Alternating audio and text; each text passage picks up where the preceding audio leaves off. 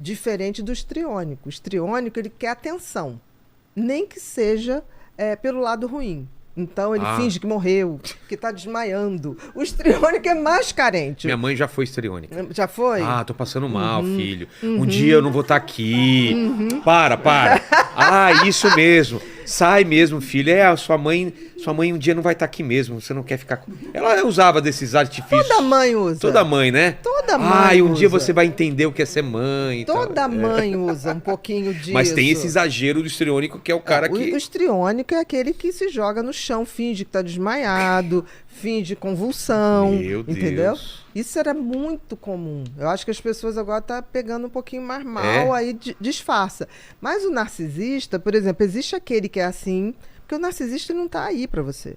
Você tem que ser uma plateia. Você é aquela pessoa que não... Ele vai falar dele. Outra pessoa? Muito pouco. Ama muito a si mesmo. Muito a si mesmo. Ela te ama desde que você esteja validando o quanto ele ou ela é maravilhoso. Entendi. Então é assim, e acaba que ele viu que você está seduzido, e aí você começa a descobrir que ele não é essa coisa toda. Claro. Ele tem que ter a reserva. Então vai tendo outras pessoas para começar tudo de novo. Porque ele se nutre disso. Você vê o mito de Narciso, ele olha no lago e vai descido com o que ele está vendo. Né? Então, o narcisista, ele pensa o seguinte, é sorte sua estar com ele. Se você pagar as coisas para ele, nossa, mas estar com uma pessoa tão interessante, tão maravilhosa, isso é o que você tem que fazer. Ele está te dando essa oportunidade de você pagar para ter uma companhia tão maravilhosa. Ô, Lene, a gente conhece umas pessoas assim, hein, Lene? Muito. Rapaz, e o narcisista só fala dele. É inacreditável. É insuportável, né? É insuportável. Você conta um problema seu, ele fala, comigo. Mas comigo foi pior. Nossa, foi muito pior. Não, mas nem na desgraça ele deixa você ganhar, né? Não. Ele quer ganhar na desgraça. Ele compete cuspe a distância. Qualquer baixaria ele compete. Peguei Covid. Você pegou Covid? Nossa, e eu? Peguei 3 vezes Covid. Aí a gente vai falar uma coisinha que tem uma diferença entre o narcisista e o psicopata. Tá. Todo psicopata é narcisista. É uma coisa básica de tudo. Não, porque ele é egocêntrico, o psicopata. Mas na psicopatia você tem a perversidade. No narcisismo puro, nem sempre tem perversidade. Ele quer aquela plateia. Então, quando você deixa de olhar ele com aquela admiração, aí ele distorce tudo. Entendi. Porque você, nem nada disso você está entendendo, e não sei o quê, porque você é louca, você é aquilo outro, para ver se resgata aquele sentimento que você tinha de olhar, né, enaltecido, né? Entendi. Eu acho muito interessante que nas redes sociais tem assim, namore não sei quem que te olhe dessa maneira que o fulano tá olhando a fulana. Coitada, enganada. Enganado, porque tá totalmente assim... sabe? Pessoa... Tá apaixonado, né? Tipo assim, tá vendo só o que é bom. Então, é interessante que os valores sociais, por exemplo, exaltam o narcisismo. A gente tem o narcisista de nascença, mas a gente tem uma leva de narcisistas que estão se formando por conta dos nossos valores sociais. As redes sociais, elas facilitam... Não, os tempos modernos. Qual é a filosofia do tempo moderno? Individualismo. Certo. Qual o tripé do individualismo? Individualismo. Eu faço tudo que eu tenho... Faço tudo que seja para me beneficiar. Eu tenho esse direito. Aí você tem o individualismo e você tem o instrumentalismo. O que significa? Eu posso usar qualquer um ou qualquer coisa para gerir os meus desejos. Certo. Se eu tenho uma cultura que tudo você pode e tudo é relativo, porque tem o relativismo. O que é o relativismo? Você quer fazer... Um trisal, você quer fazer eu não sei o que lá, mesmo que tua mulher não queira. Isso não é relativo, porque aí o cara fala, não, isso é relativo, é bom pra ela, não é bom pra mim, eu vou fazer porque é bom pra mim. Gente, então não casa. Entendi. Se 2 não querem, se um não quer, não vai rolar a brincadeira. Não, mas é tudo relativo. Então, se você pode tudo para satisfazer seus desejos, você tá com uma cultura que exalta os psicopatas e os narcisistas. Nossa! Então a gente tem hoje muita gente que não seria, digamos assim, um narcisista veemente ou um psicopata, que acaba desenvolvendo esse modus operandi porque a sociedade exige. Exige que o cara tenha uma McLaren para não usar. Mas para dizer que ele é foda porque ele tem uma McLaren. Tem gente que tem coleção de carro que tem que pagar alguém para andar. Para dar a volta. Aí você fala, por quê? Não, porque isso... Eu tenho uma McLaren, tenho uma Ferrari, tem aquele Lamborghini, que agora a Ferrari já está em desuso. O Lamborghini é mais... causa maior impacto. Mas o narcisismo, qual é o extremo do narcisista? Ou o final dele? Porque ele não vai encontrar ninguém que satisfaça totalmente. Tem muitas vítimas. Mas uma hora a tem pessoa gente acorda que acredita. Mas tem uma hora tem que gente que nunca acorda. É mesmo? Tem. Porque é o canto da sereia. Porque quando a pessoa vai acordar, não, meu amor, eu vou mudar, eu te juro, tá. Aí deixou um mês. Aí um mês, não, eu mudei totalmente, não vai ser mais assim, eu te amo, e começa a dar flores. Aí daqui a pouco começa, dominou de novo, começa tudo de novo. E muita gente, não sei se no chat está perguntando, mas quando a gente anunciou aqui, perguntando sobre pais narcisistas, né? Agora você imagina, se você é narcisista, você quer plateia. E o narcisista ele não está nem aí para dar para o outro. Ao ser mãe e pai, é o contrário. Você deixa de ser foco de atenção e teu filho passa a ser. Então você tem que trabalhar muita humildade, porque você deixa de ser o rei da casa para ser o cara que vai ajudar a limpar. Em torno do bebê, da criança. Então, o pai e a mãe narcisista não suportam muito uma criança. Ainda mais chega alguém aí fala, ai, fofinho, não sei o que. Ele tem ciúmes, incomodado. Sério? Porque a criança está chamando mais atenção. Mas tanto pai quanto mãe. Ele tem consciência Total. disso? É mesmo? Total. E o que ele faz? Ele simplesmente puxa o assunto para ele. Como? Não devia ter filhos narcisistas. Ah, tá. Não devia. Tem por algum motivo? Alguma Tem, porque assim... obrigação social? Uma cobrança, talvez? Pega bem, né? Botar o porta-retrato daquelas crianças ali, né? Você viu meus filhos? Então. Exatamente. Pega bem. Mas assim, dizer que tem aquele amor, que tem aquela coisa de tipo assim... eu desconfio de gente, eu adoro pai e mãe bem brega, que mostra o fotinho das crianças, adoro. Porque o narcisista nem mostra muito. Você o tempo todo fala, deixa eu ver uma fotinha. Não tenho aqui.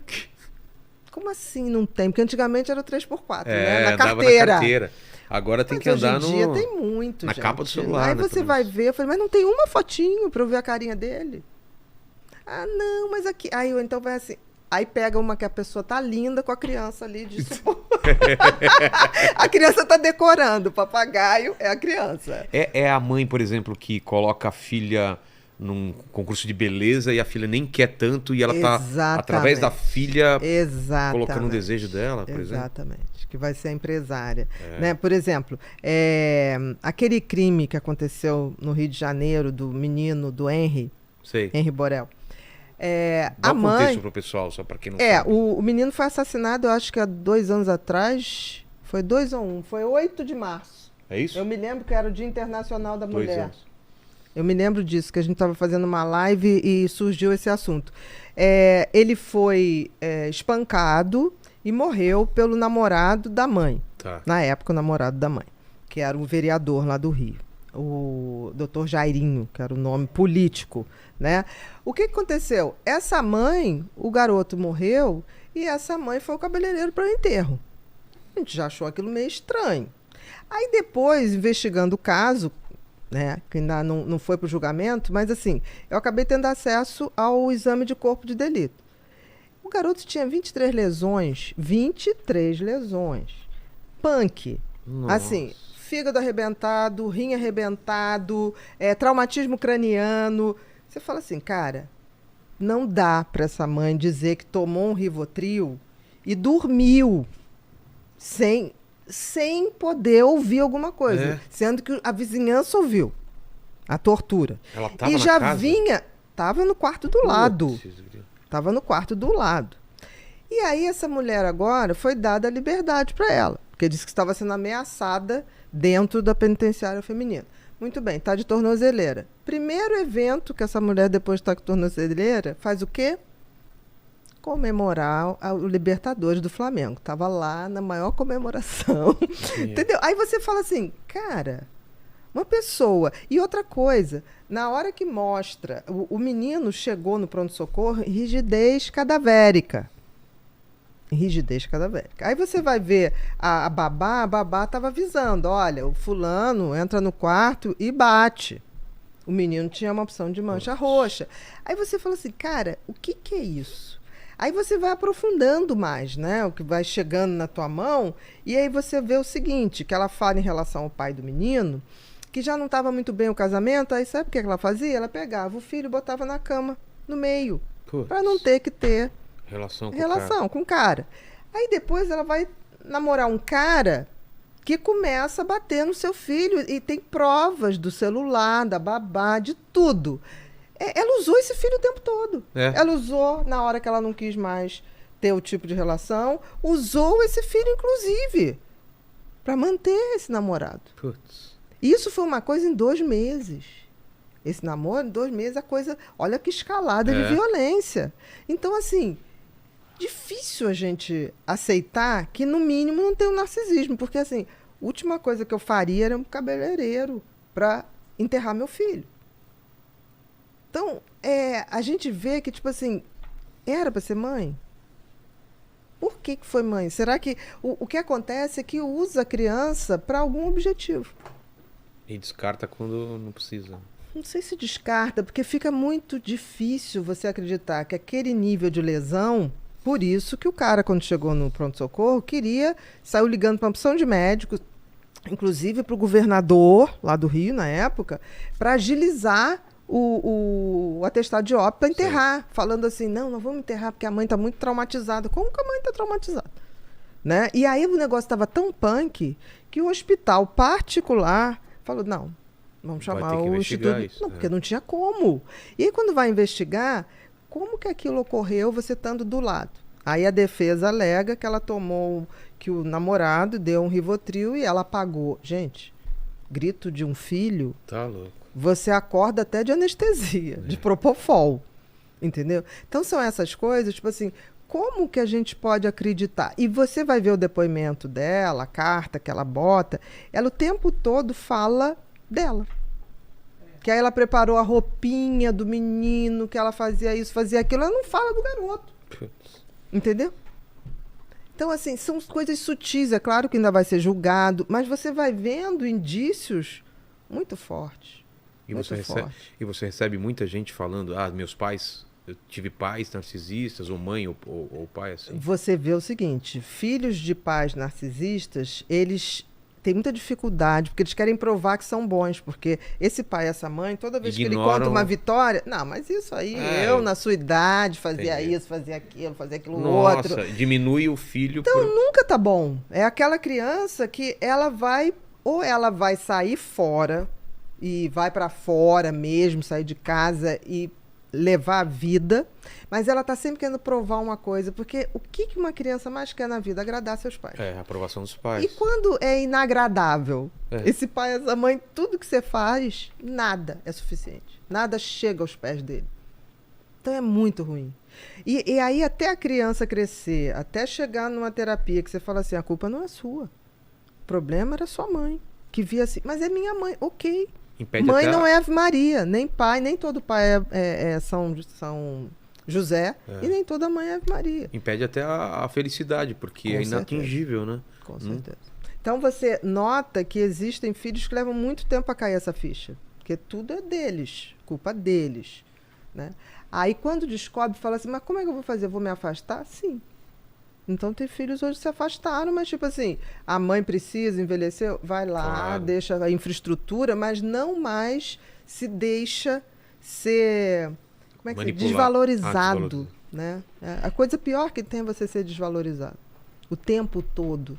Porque mãe narcisista e pai narcisista... Eu tenho amiga que até quando cuidando da mãe ainda jogava na cara, tá fazendo errado ainda, sabe? Tá fazendo a coisa por ela. Exatamente, você tá cuidando da pessoa, mas não é nada disso. Não é assim. Você não sabe fazer nada, é assim. Sabia que não sabe cozinhar, não sabe fazer... Exatamente. Nossa. E aí você vê que eu acho nobre desses filhos, porque na realidade eles estão fazendo por eles, né? E aí certeza. É legal, porque assim, você foi isso tudo comigo, mas eu não vou reproduzir isso que você foi comigo. É muito... tem que ter um nível de consciência que não é por ela, né? É aquela coisa, é por você. No fundo, é você com a tua consciência. Entendi. De TDAH, o que o pessoal tinha perguntado? Que a gente acabou acabou falando de outras coisas. É o seguinte, tem uma pergunta aqui da... Deixa eu colocar aqui. A plateia, se tiver pergunta aí também, é só levantar a mão e para ele dar o microfone. Sentindo o pessoal tímido, hein? O pessoal tá tímido aí. Tô achando que Bruna tem fobia social. Carla, eu não identifiquei. Dá o microfone para ela lá, que ela tem uma pergunta lá. TDAH e bipolar. Fale aí, Lênis. É o seguinte, a Laís, ela mandou aqui, sou bipolar e TDAH. Tomo quetiapina de 200 miligramas e desvenlafaxina. Foi a pergunta que você me mandou. Foi ela que mandou, Foi a minha. Então já pergunta, Isso, eu sou TDAH e bipolar e adiantou bastante o meu conhecimento disso tudo, justamente por conta das entrevistas e tudo mais. Até agradeço por isso e a oportunidade. E hoje eu tomo a desvenlafaxina de 100 e a quetiapina de 200. Eu não consigo tomar o carbolítio. Me dá tremores e tal. Eu não sei se o efeito colateral. Não sei se, porque antes eu tentei o suicídio, tentei 3 vezes, eu fui internada em clínica psiquiátrica. Tomei muita medicação, eu não sei se foi por conta disso que eu fiquei dessa forma, mas eu tinha essa dúvida em saber se foi devido essas tentativas de suicídio com a medicação, que era com Rivotril e bebida, que eu tentava. E tomei outras medicações dentro da clínica também. Eu não sei se eu fiquei com isso devido a essas tentativas. E também saber se tem como tratar a bipolaridade somente com a quetiapina e a desvenlafaxina, sem o carbolítio. Olha só, primeiro a gente tem que ver se você tem bipolaridade mesmo. Alguma vez você já entrou em euforia? Várias vezes. Várias vezes. O que é entrar em euforia? Euforia é quando você vai para uma alegria desproporcional. Tá. É uma alegria que não condiz com o que você está pensando. Tá. Existe bipolaridade na sua família?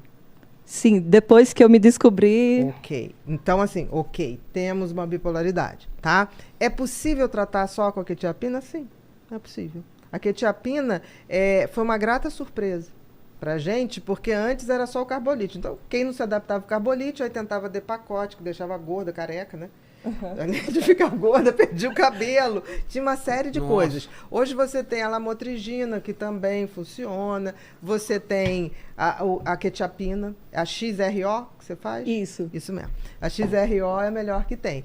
E você tem que fazer um equilíbrio, exatamente, entre o teu humor, ele não pode nem descer demais, nem subir demais. É uma boa escolha. Quanto tempo você está sem essas alterações radicais? Eu estou tomando há 3 anos e há poucos meses eu decidi, junto com a psiquiatra, de que eu ia dar uma diminuída nas medicações, mas sempre consciente e tal.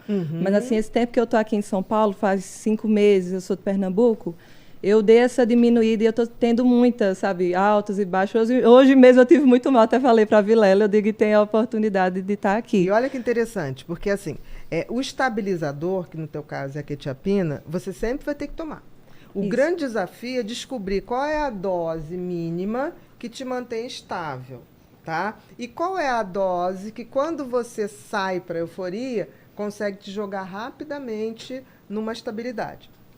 E a gente tem que ter muito cuidado, porque o bipolar, quando você faz antidepressivo, a desvenlafaxina é um antidepressivo, você tem que ter muito cuidado, porque ele pode ficar jogando para euforia. Então, você tem que ter esse tipo de percepção. E, principalmente, você ter a autopercepção de saber a hora que você está saindo da trilha.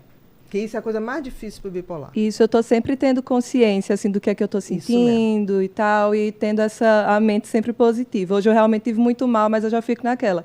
Eu já sei que eu estou mal. O que está me provocando isso, e tipo, você mesmo já reavalia, né? Isso, eu procuro já ficar mais quietinha. Eu sei que se eu ficar falando muito a respeito, eu vou ficar pior. Então, fico naquela minha bolha um tempinho.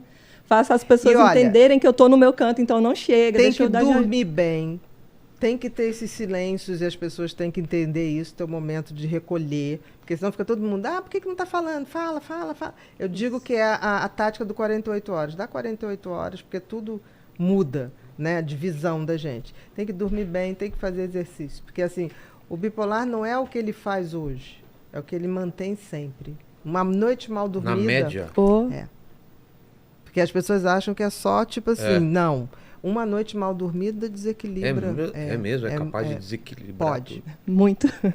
Muito Bastante. Mesmo. Eu vim saber o que é ter um equilíbrio, ter uma calma depois da medicação certa. Então, foi depois que eu fui internada, que eu saí, que a doutora que já me acompanhava há algum tempo, que eu também sou da área artística, então ela já me acompanhava, assim, eu sei o que é que ela tem. Então, ela passou a medicação para mim. E aí você sentiu... Nossa, eu nunca tinha sentido aquilo. Então, assim, de ilusões e tantas outras coisas. Então, para mim foi perfeito. Você está muito bem medicada. Boa médica. Obrigada. E boa paciente. É mesmo? Poxa.